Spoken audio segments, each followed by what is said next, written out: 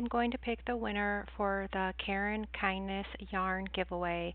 It was the pink yarn that I was reviewing and giving it away. I picked a winner. Please contact me when I reveal the winner with my email that's listed down below with your information. I'll send it out as soon as possible.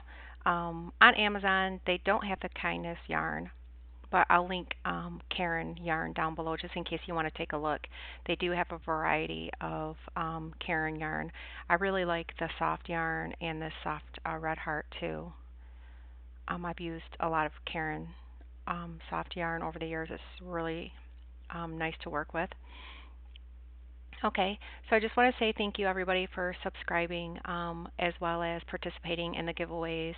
And I also have 2 books for sale on Amazon, Etsy store with crochet mugs, and Knit Crate. If you'd like to be a member, your first month you can get 20% off if you put in the promo code Jewel20.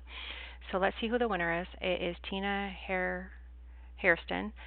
Congratulations, and I'll send this out as soon as possible. If this person doesn't contact me in a couple weeks, then I'll just have to pick a new winner.